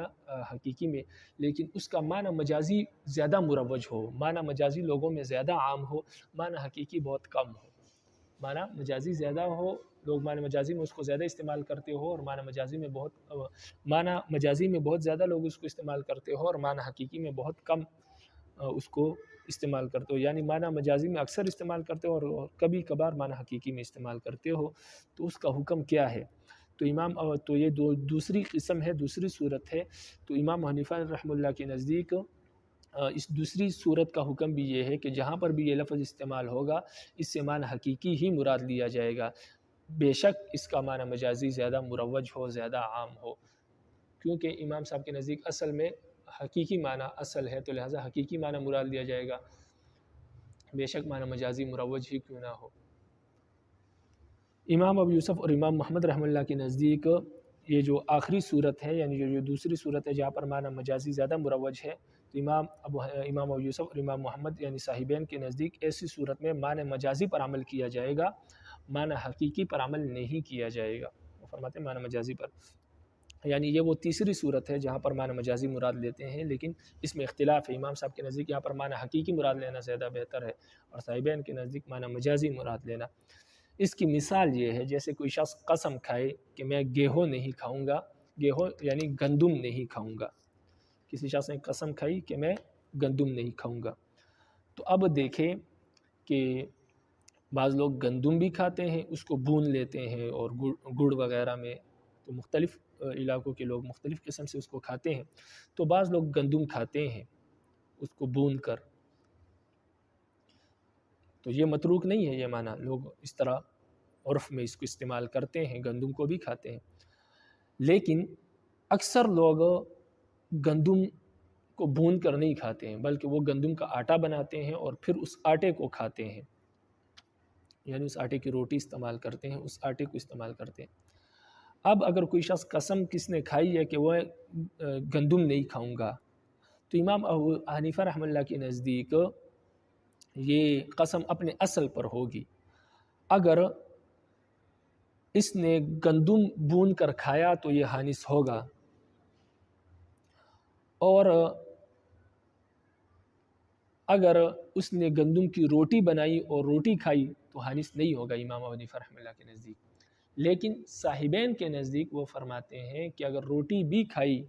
معنی حقیقی مراد نہیں ہے، معنی مجازی مراد ہے، اگر اس نے روٹی کھائی تب بھی حانث ہوگا، کیونکہ اکثر طور پر گندم اور گیہوں کا جو استعمال ہے وہ اسی طرح اس سے روٹی بنائی جاتی ہے، تو اس کا یہ جو مطلب ہے کہ میں گندم نہیں کھاؤں گا، مطلب یہی ہے کہ روٹی نہیں کھاؤں گا، کیونکہ زیادہ استعمال گندم کا آٹے کی صورت میں لوگ کرتے ہیں، بھون کر نہیں کھاتے، لیکن چونکہ اصل پر بھی لوگوں نے عمل کرنا نہیں چھوڑا ہے، اصل یہی ہے کہ بھون کر کھانا، لیکن زیادہ استعمال اس کا آٹے کی صورت میں ہوتا ہے، تو آٹے کی صورت میں آٹے پر گندم کا لفظ استعمال کرنا یہ مجاز ہے، اور گندم کو گندم کی صورت میں استعمال کرنا یہ حقیقت ہے۔ تو اب کسی شخص نے اگر گندم کا لفظ استعمال کیا اور کہا کہ میں گندم نہیں کھاؤں گا، تو اب اس سے حقیقی معنی مراد ہوگا امام ابو حنیفہ رحمہ اللہ کے نزدیک، کیونکہ لوگ گندم بھی کھاتے ہیں، گندم کے کھانے کو لوگوں نے چھوڑا نہیں ہے، اور اس کا مجازی معنی ہے کہ گندم کا آٹا نہیں کھاؤں گا، اس کی بنی ہوئی روٹی نہیں کھاؤں گا۔ تو صاحبین کہتے ہیں کیونکہ اکثر لوگ گندم نہیں کھاتے ہیں، تو جو لوگ کہتے ہیں کہ گندم نہیں کھاؤں گا، ان کا اصل میں مراد اور مقصد یہی ہوتا ہے کہ اس کا آٹا، اس کی روٹی نہیں کھاؤں گا، تو یہاں پر مجازی معنی مراد ہے، کیونکہ قرینہ یہ ہے کہ اکثر لوگ اس کو مجازی معنی میں لیتے ہیں، تو اس لیے صاحبین فرماتے ہیں مجازی معنی مراد ہوگا، حقیقی معنی مراد نہیں ہوگا۔ بہرحال اگر حقیقت، یہ تین قسمیں، حقیقت متعذرہ، حقیقت مہجورہ اور حقیقت مستعملہ۔ حقیقت متعذرہ، حقیقت مہجورہ میں تو بالاتفاق مجازی معنی مراد ہوگا۔ حقیقت مستعملہ کی دو قسمیں ہیں، نمبر ایک کہ لفظ کا حقیقی معنی ہو، مجازی معنی ہو ہی نہ، تو ایسی صورت میں حقیقی معنی مراد ہوگا، لیکن اگر مجازی معنی بھی لفظ کا ہے اور مجازی معنی زیادہ رائج ہے بنسبت حقیقی معنی کے، جیسے گندم کی مثال دی، تو ایسی صورت میں امام ابو حنیفہ رحمہ اللہ کے نزدیک اگر کوئی وہ لفظ استعمال کرے تو امام حنیفہ رحمۃ اللہ کے نزدیک پھر بھی اصل والا معنی حقیقی معنی ہی مراد ہوگا، اگرچہ وہ زیادہ رائج نہیں ہے تب بھی، کیونکہ لفظ کا اپنے حقیقی معنی استعمال ہونا یہی اصل ہے۔ اور صاحبین فرماتے ہیں نہیں، ایسی صورت میں اگر مجازی معنی زیادہ مروج ہے تو مجازی معنی مراد لیں گے، تو لہذا اس کا ثمرہ اختلاف آپ کو نظر آ گیا۔ اس صورت میں اگر کوئی قسم کھائے کہ گیہوں نہیں کھاؤں گا یعنی آٹا نہیں کھاؤں گا، گیہوں یعنی گندم نہیں کھاؤں گا، تو امام ابو حنیفہ رحمۃ اللہ کے نزدیک اس کا یہی مطلب ہے کہ اس کا مطلب یہ ہے کہ گندم نہیں کھاؤں گا، بھون کر نہیں کھاؤں گا اس کو، اگر گندم کھائے گا تو حانث ہوگا، گندم کی روٹی کھائے گا تو یہ مجازی معنی ہے، یہ مراد نہیں ہے، تو گندم کی روٹی کھانے سے حانث نہیں ہوگا۔ لیکن صاحبین فرماتے ہیں کہ اکثر گندم کا استعمال اور یہ استعمال کہ میں گندم نہیں کھاؤں گا، اس کا یہی مطلب ہوتا ہے کہ گندم کی روٹی، گندم کا آٹا وغیرہ نہیں کھاؤں گا، تو اگر کوئی شخص گندم کا آٹا یا گندم کی روٹی وغیرہ کھائے گا تو حانث ہو جائے گا۔ صاحبین کے نزدیک، امام حنیفہ رحمۃ اللہ کے نزدیک حانث نہیں ہوگا۔ تو یہ اختلاف ہے کہ آخری صورت کی دوسری صورت میں۔ اب یہاں پر آپ عبارت کو دیکھیں، کتاب کو دیکھیں، فرماتے ہیں حقیقت کی قسم، چونکہ معنی مجازی عام طور پر اسی وقت مراد لیا جاتا ہے جب معنی حقیقی مراد نہ لیا جا سکے، یعنی ممکن نہ ہو، اس لحاظ سے حقیقت کی 3 قسمیں بتائی گئی ہے۔ نمبر 1، حقیقت متعذرہ۔ حقیقت متعذرہ وہ ہے جس پر عمل کرنے میں شدید مشقت اور دشواری ہو، جیسے کوئی شخص آم کے درخت کی بابت کہے کہ میں یہ درخت نہیں کھاؤں گا، تو درخت کا پھل کھانا مراد ہوگا، کیونکہ اس کے حقیقی معنی درخت کھانے پر عمل کرنا نہایت ہی دشوار ہے اور مشکل ہے۔ نمبر 2، حقیقت مہجورہ۔ حقیقت مہجورہ وہ ہے کہ جس پر عمل کرنا ممکن ہو مگر عادتاً یا شرعاً اس پر عمل متروک ہو، یعنی عمل چھوڑ دیا گیا ہو عادتاً یا شرعاً، جیسے کہے کہ میں تمہارے گھر میں قدم نہیں رکھوں گا۔ قدم رکھنے کے معنی حقیقی صرف پاؤں گھر میں رکھنا ہے اور جسم کا باقی حصہ بار رکھنا ہے، مگر عادتاً یہ معنی مراد نہیں لیے جاتے، بلکہ عادتاً کیا مراد لیا جاتا ہے؟ گھر میں داخل ہونا۔ یا جیسے کوئی شخص کسی کو اپنے خلاف مقدمے میں وکیل بالخصومت بنائے، تو وکالت بالخصومت کے معنی حقیقی تو فریق مخالف کی تردید کا وکیل بنانا ہے، لیکن شرعاً چونکہ یہ جائز نہیں ہے کہ فریق مخالف کی ہر درست اور نادرست بات کی نفی کی جائے، اس لیے یہ مطلق جواب پر محمول ہوگا اور اس کے لیے انکار اور اقرار دونوں کی گنجائش ہوگی۔ وکیل اقرار بھی کر سکتا ہے، انکار بھی کر سکتا ہے، کیونکہ وکیل بالخصومت کا یہ مطلب نہیں ہے کہ ہر بات کا انکار کرے۔ اگر وہ اس کو کہے کہ میں نے آپ کو وکیل بالخصومت بنایا تھا، تو وہ کہے گا کہ نہیں، وکیل بالخصومت تو بنایا تھا لیکن شریعت مجھے اجازت نہیں دیتی کہ میں درست اور سچی بات کا بھی انکار کروں، تو لہٰذا یہاں پر وکیل بالخصومت کا مطلب یہ ہوگا کہ یہ مطلق وکیل ہے، آپ میری طرف سے جواب دے، تو وکیل کو اختیار ہے کہ وہ مخالف کی بات کا انکار بھی کر سکتے ہیں، اقرار بھی کر سکتے ہیں۔ اگر اس کی بات درست نہیں ہے تو انکار کرے گا، اگر اس کی بات درست ہے تو اقرار کرے گا۔ حقیقت کی ان دونوں صورتوں میں بالاتفاق معنی مجازی مراد لیا جائے گا۔ نمبر 3، حقیقت مستعملہ۔ حقیقت مستعملہ وہ ہے جس کے استعمال مروج ہو۔ پھر حقیقت مستعملہ کی 2 صورتیں ہیں، ایک صورت یہ ہے کہ اس کا کوئی مجازی معنی مروج نہ ہو، یعنی اس لفظ کا کوئی معنی مجازی ہی نہ ہو، ایسی صورت میں بالاتفاق معنی حقیقی پر عمل ہوگا۔ اکثر الفاظ اسی طرح کے ہیں، یعنی ان کا کوئی معنی مجازی ہے ہی نہیں۔ دوسری صورت جس کا معنی مجازی معنی حقیقی سے زیادہ مروج ہو، زیادہ عام ہو، یعنی معنی مجازی زیادہ عام ہے، زیادہ مستعمل ہے، جیسے تو ایسی صورت میں اگر مجازی معنی حقیقی سے زیادہ مروج اور زیادہ عام استعمال ہو اس کا، تو ایسی صورت میں امام ابو حنیفہ رحمۃ اللہ کے نزدیک ایسی صورت میں بھی معنی حقیقی ہی پر عمل کیا جائے گا۔ امام ابو یوسف اور امام محمد رحمۃ اللہ کے نزدیک ایسی صورت میں معنی مجازی پر عمل کیا جائے گا، جیسے کوئی شخص قسم کھائے کہ میں گیہوں نہیں کھاؤں گا، یعنی گندم نہیں کھاؤں گا، تو خود گیہوں کھانے کا معنی بھی متروک نہیں ہے، بھون کر گیہوں کھایا جاتا ہے، لوگ کھاتے ہیں اس کو، مگر گیہوں کے آٹے کا استعمال زیادہ مروج ہے، لوگ آٹا زیادہ استعمال کرتے ہیں، تو لہٰذا اس لیے امام حنیفہ رحمۃ اللہ کے نزدیک گیہوں کی جو قسم ہے، گیہوں کو اس کی اصل صورت میں کھانا مراد ہوگا، اور اس صورت میں وہ شخص حانث ہوگا، وگرنہ حانث نہیں ہوگا۔ حانث یعنی قسم ٹوٹے گی، وگرنہ قسم نہیں ٹوٹے گی۔ صاحبین کے نزدیک گیہوں سے بنی ہوئی روٹی وغیرہ کھانا مراد ہے۔ اگر کسی نے گیہوں کی بنی ہوئی روٹی کھا لی تب بھی حانث ہو جائے گا، تب بھی اس کی قسم ٹوٹ جائے گی، لیکن امام ابو حنیفہ رحمۃ اللہ کے نزدیک اس کی قسم نہیں ٹوٹے گی اگر اس نے روٹی کھا لی گندم کی۔ کیوں؟ اس لیے کہ روٹی جو ہے یہ اس کا حقیقی معنی نہیں ہے، یہ اس کا مجازی معنی ہے۔ تو امام صاحب کے نزدیک جب تک حقیقی معنی مراد لینا ممکن ہے، مجازی معنی مراد نہیں لیں گے۔ تو لہٰذا امام حنیفہ رحمہ اللہ کے نزدیک مجازی معنی مراد نہیں ہے، انہوں نے حقیقی معنی مراد لیا ہے۔ تو گندم کھانے سے تو حانث ہوگا، لیکن گندم کی روٹی کھانے سے حانث نہیں ہوگا۔ لیکن صاحبین نے مجازی معنی مراد لیا ہے، تو اگر وہ گندم کھائے یا گندم کی روٹی کھائے گا تو حانث ہو جائے گا۔